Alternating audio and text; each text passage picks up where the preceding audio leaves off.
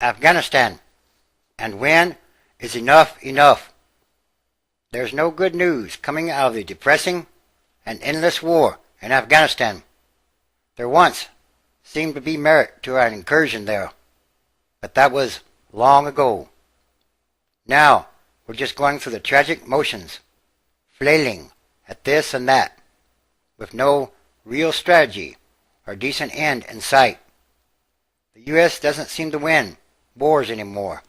We just funnel the stressed and underpaid troops in and out of the combat zones, all the while showering taxpayer billions on the contractors and giant corporations that view the horrors of war as a heaven-sent bonanza in some kind of way. And remember, Dwight Eisenhower, a past president, said that the military-industrial complex would take over America someday, and that day is now here.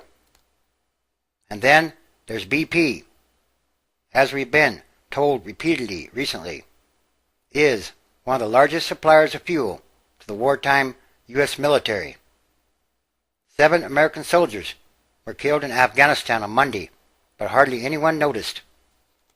Early this year, we were told that at long last, the tide had turned in Afghanistan, that the biggest offensive of the war by American, British, and Afghan troops was underway in Marja, a town in Helmand province in the southern part of the country.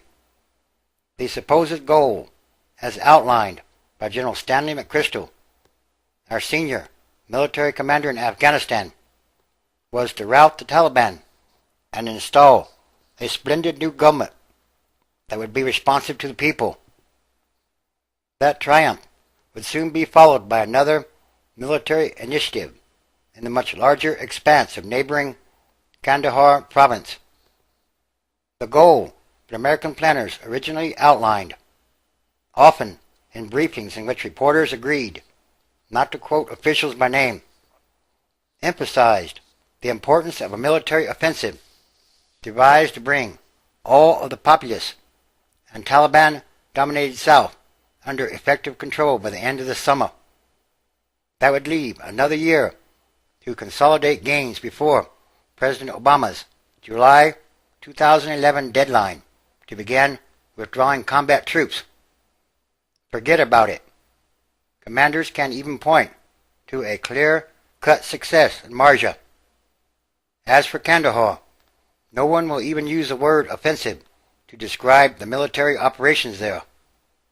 The talk now is of moving ahead with civilian reconstruction projects, a civilian surge. What's happening in Afghanistan is not only tragic, it's embarrassing. The American troops will fight, but the Afghan troops, who are supposed to be their allies, are a lost cause.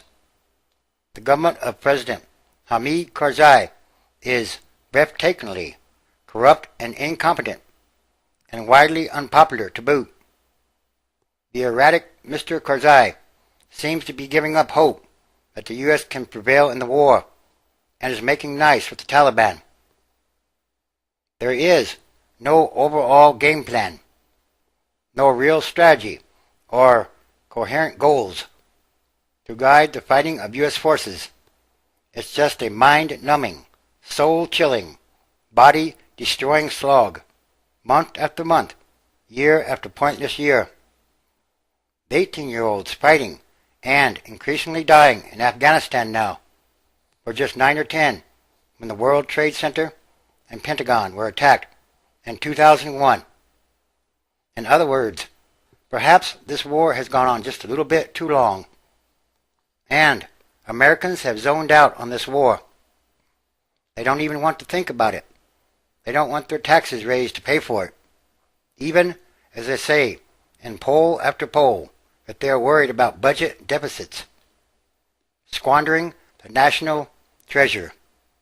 The vast majority do not want their sons or daughters anywhere near Afghanistan.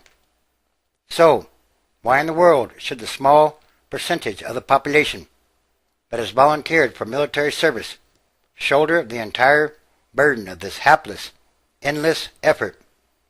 The truth is that top American officials do not believe the war can be won, but do not know how to end it. A real quagmire, or perhaps even worse.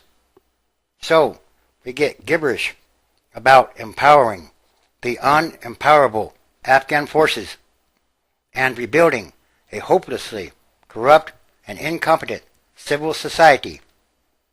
Our government leaders keep mouthing platitudes about objectives that are not achievable, which is a form of deception that should be unacceptable in a free society.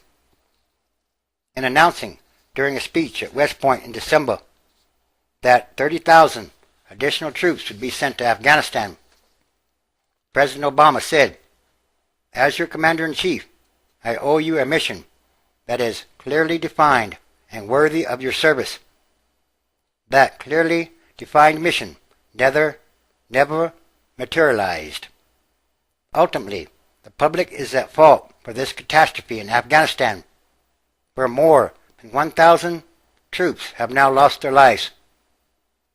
If we don't have the courage as a people to fight and share in the sacrifices when our nation is at war, if we're unwilling to seriously think about the war and hold our leaders accountable for the way it is conducted, if we're not even willing to pay for it, then we should at least have the courage to pull our valiant forces out of it, and quickly or rapidly. And again, there's something much more going on here. These are more signs of the end times, transition days. There is a huge transition going on all around the world. Everything that must change quickly. And again, Revelation chapter 16, verse 3. And the second angel poured out his vial upon the sea, and it became as the blood of a dead man. And every living soul died in the sea. 4. And the third angel poured out his vial upon the rivers and fountains of waters, and they became like blood. 5. And I heard the angel of the waters say, Thou art righteous, O Lord, which are, and was, and shall be, because thou hast judged thus. 6. For they have shed the blood of saints and prophets, and thou hast given them blood to drink, for they are worthy. 7. And I heard another out of the altar say, Even so, Lord God Almighty, true and righteous are thy judgments. 8. And the fourth angel poured out his vial upon the sun, and power was given unto him to scorch men with fire. 9. And men were scorched with great heat, and blasphemed the name of God, which has power over these plagues, and they repented not to give him glory. 10. And the fifth angel poured out his vial upon the seat of the beast, and his kingdom was full of darkness, and they gnawed their tongues for pain. 11. And blasphemed the God of heaven because of their pains and their sores, and repented not of their deeds. And everything is connected, and everything is numbered. And these are more signs happening daily all around the world.